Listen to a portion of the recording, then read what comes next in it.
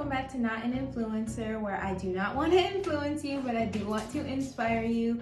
I am your host, Imani, and I am back today with my co-host, Cruella. One of my dogs, here's Cruella. Teddy is also floating around in the background here, so he will probably be in the video.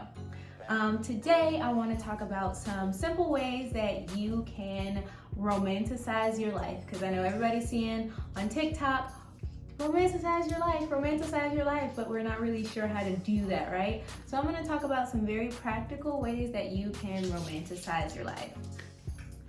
Okay, so my number one thing and number one way to romanticize your life is to be elite, but also not be an elitist. What I mean by that is to find something that you're interested in and get really into it. For example, throughout my life, I've been so many different things. I love history. Like I mentioned in my last video, I went on a ghost tour of Chicago to learn a little bit more about the history. I also love coffee, so I have a Keurig, I have a pour-over coffee maker, I have a French press. I have lots of different ways to get my coffee in the morning. I like espresso, I like cappuccinos, I like, strong, just plain coffee. I like coffee with creamer, I like coffee without creamer. I'm just a coffee person. At one point in my life, I was really into like craft beers, and I thought that was gonna be my thing. And I was really interested in like the different hops and IPAs and different things like that. Turned out to not really be my thing. It was just kind of a phase I was going through, but I really liked it. Now, when I say to be elite and like find your passions without being an elitist, is to love something without going, okay, well, if you don't love exactly what I love, then you suck. I actually knew someone once who literally only listened to Van Halen, knew everything about Van Halen and every kind of way they could play guitars with drills and everything, would literally spout off facts about Van Halen and then would like finish any sentence with like, oh, well, if you don't listen to Van Halen, you suck. Oh, you're listening to Frank Ocean?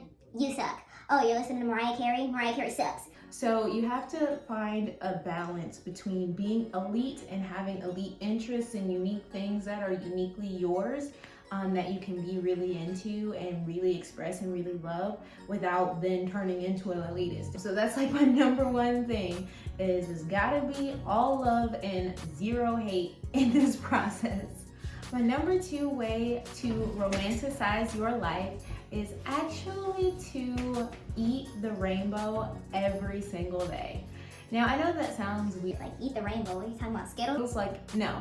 Try to find colorful foods that you can eat, and it just makes your life so much better, so much healthier. You feel better in your body.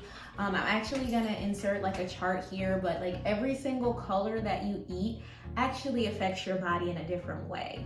So when you're eating, a big variety of blues and a big variety of reds and a big variety of yellows, these things are going to give you different nutritional benefits that are really going to help you to feel better, feel sharper, feel faster. You're gonna remember things more. I've just found that whenever I eat the rainbow or incorporate that into my life, I feel overall much better, much healthier.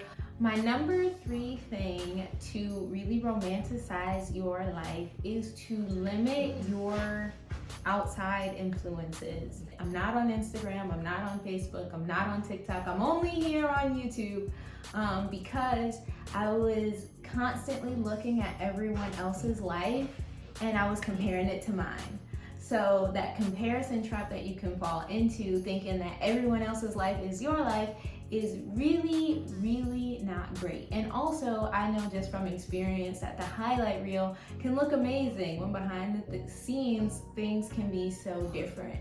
So I'm not saying, take any drastic steps like I did and just delete all your social media. I am saying to just kind of take everything that you see with a grain of salt and remember that your life is totally different from these people's lives. You might, like me, live by the river and people wish they could live where I live. But also like me, you would realize that living by the river has lots of challenges. So, everyone's life has good and it has bad. So you gotta remember to take things and give them kind of their just due. Everything is not great, everything is not awful. Some things are great, some things are awful, but everybody has them in equal measure. My fourth way to romanticize your life is find something to nourish and nourish that thing. As you can see, I have two amazing dogs that kind of force me to romanticize my life. I'm forced into daily walks with them where I can sit and enjoy nature. I also have a variety of plants. I'll kind of insert some pictures of like some of the plants that I have or that I'm growing right now, and I'm watering them, and it kind of forces you to be mindful. You can't just like forget about a plant, forget it exists. It's gonna die. So don't let your plants die. Remember to water them, but don't overwater them. If you want a video on plants, definitely comment that down below, and I'll talk about like the plants I have and some of the mistakes that I've made and progresses that I've made or whatever. But you can pour your affection and love into family or friends or other things like that. But definitely just find a way to take the love that you naturally have and give it to other people, because you want to give yourself love, but you don't want to just be selfish. You want to definitely spread that love around, and when I tell you that just multiplies the love and it's going to come back to you in equal parts, I promise it just multiplies the love in your life. My number 5 way to romanticize your life is to make memories, not mementos. There has been so many times where I'm like, oh man, I could really like use, a new $100 pair of shoes. I want some new Nikes or whatever. And I could very well go get some new Nikes, but I could also take that same $100 and plan an amazing staycation for myself, or even a weekend away. Chicago is like a few hours drive from me, so I could take that same $100 and spend it on a weekend or a day out in Chicago, and one of those I'm gonna value a lot more than the other. If for you it would be the shoes, definitely get the shoes. I'm not saying spend your life barefoot. That's not where this video is going, but you also want to invest in having some memories that you're gonna always have. Your shoes are only gonna last so long, but your memories are literally going to last forever. I have so many memories of like girls trips and vacations and different things that I've been on. I've been to do so many things. So it's not necessarily hard for me to make this choice. However, my boyfriend is more of a materialistic person. He likes to have shoes, and he likes to have nice clothes, and he likes designer things. So it's a little bit harder for him to be like, I'm not gonna buy this designer shirt so that I can go somewhere. I've had to really show him how to break out of that and focus on, while you also want to have nice things, you also want to have nice memories, because those last forever. Time with family and friends and memories that you guys make are eternal. So you want to make sure that you have a good balance of making memories and not just always focusing on the mementos. My number 5 thing for romanticizing your life is remembering that your life does not live in a box. Your life is more fluid, like water. So if I take this water that I'm propagating my plant in, for example, this water is in this shape. But if I take this water and pour it into something else, it's going to take another shape. And your life is very much like this water. Your life is constantly shifting and moving and taking different shapes. You might work a more high-stress job now, and later you might be a stay-at-home, partner. Your life is always going to be morphing, and you can't expect yourself or force yourself to be the same. For example, I can definitely say, when I was in high school, I was a morning girly. I was getting up every single day at 5 a.m. and I was working out and I was watching the sunrise every single day. And I want to be that now because I was that then. And it's okay to aspire to be those things. But if you also work a schedule where you work from 5 p.m. to midnight every single day, you can't force the things that have worked previously to fit your current life. You gotta always give yourself grace. We hear this term, I gotta meet them where they are. Sometimes it's about meeting yourself where you are. Sometimes it's about finding yourself, and I know that this is where I am right now and this is where I'm going to be.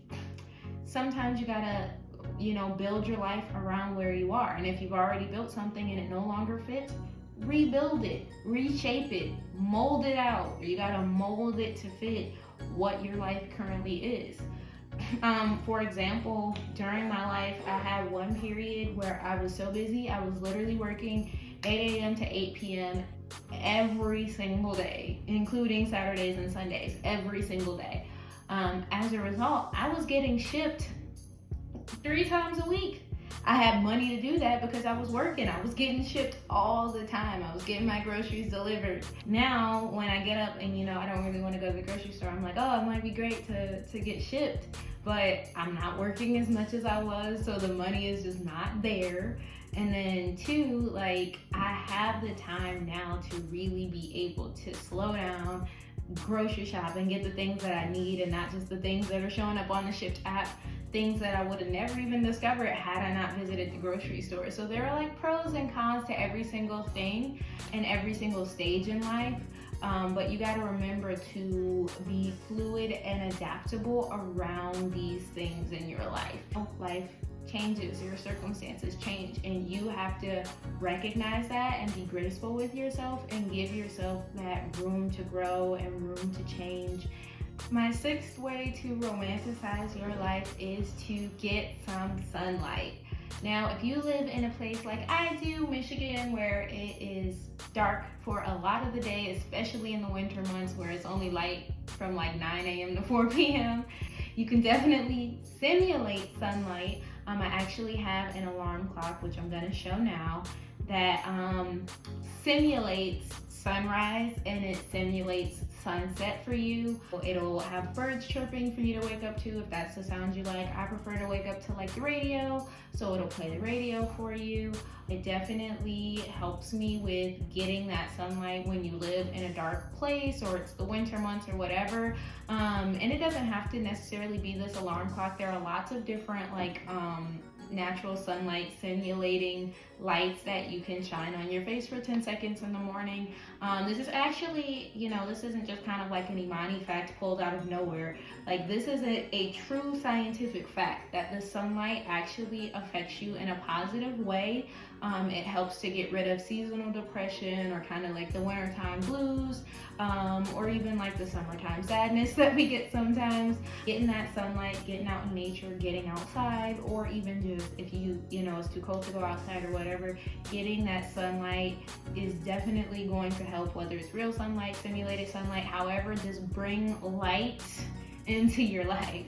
Number 7 thing for romanticizing your life is to I have an app, it's called 1 Second a Day.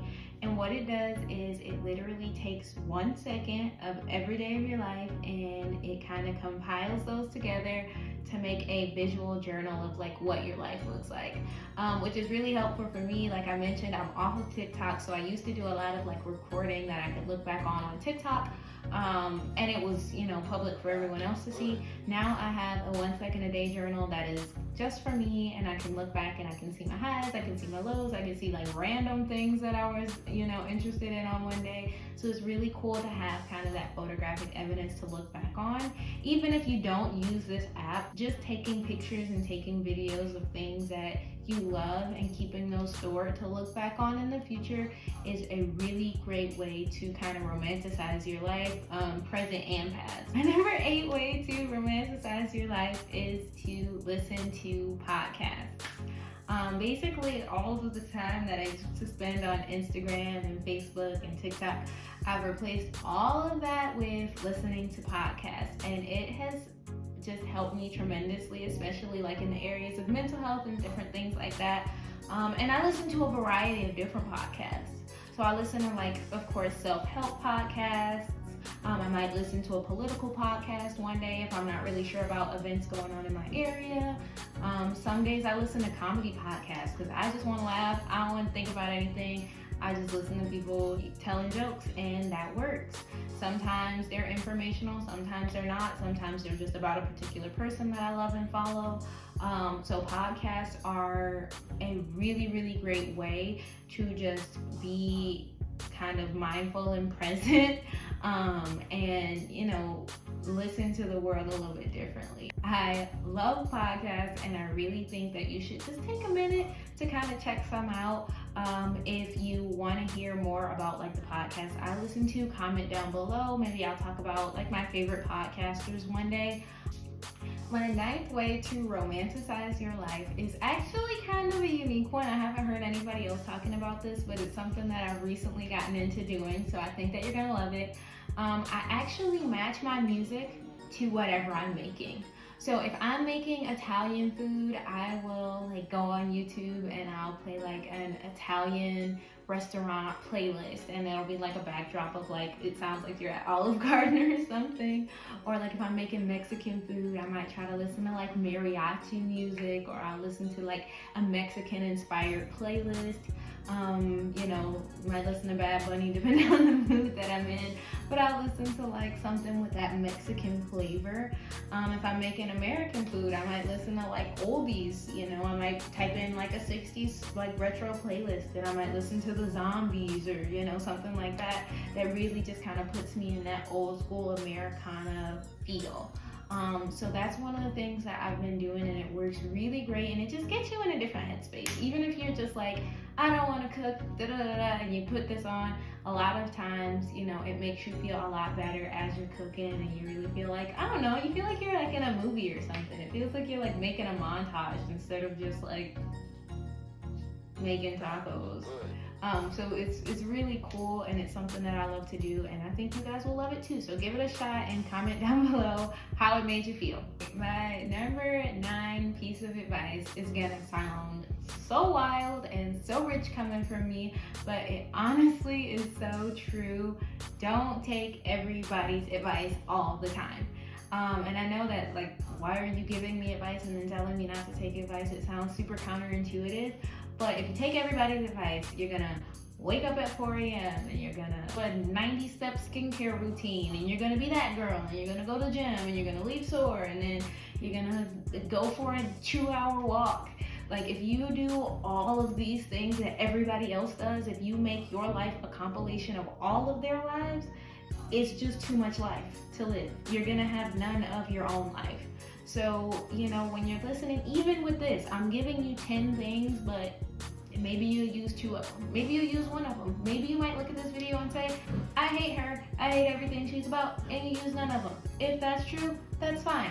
Definitely do that. But don't take everybody's advice, because you will not live your life. You'll live everybody else's life, and you'll have no time for yourself, and you won't even, at the end of it all, you won't even know what you like.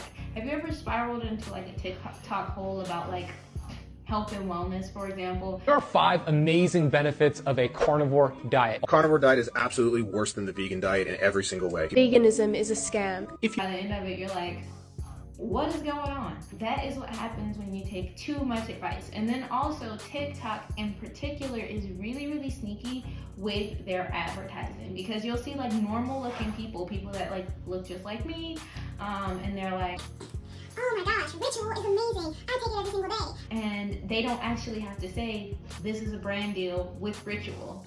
Or they might like not have a brand deal, but they'll have it in their Amazon marketplace, their Amazon storefront, and they're trying to get you to go to the storefront and buy it, or different things like that. So the advertising has gotten way more covert, and it's really hard to discern. And if you do everybody's, you know, skincare routine and live everybody's life, you're gonna be broke. You're gonna have a million different lip masks that you don't need, and $60 Stanley cups that you don't need. Just sorry if you hear my dog barking in her sleep back there. She is napping and barking as well. Anyway, if you listen to everybody's version on how they are their best self, you're never gonna be your best self.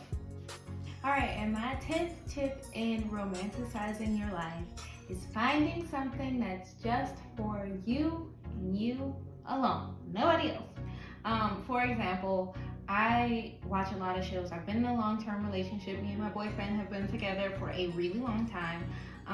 And every single show that I watch, or it got to a point where every single show that I would watch with him. I would start it with him, and then I would, you know, wait for the new episodes to come on with him. Even if we were binge watching a show, we would start the show together, watch the show together, be done with the show together. I wouldn't watch a new episode without him. He wouldn't watch a new episode without me. And what that led to is me being like, come on, let's watch the show. And he's like, well, no, I gotta go do this. I gotta go do that. You know, he got his own things going on. And I'm just like, oh man.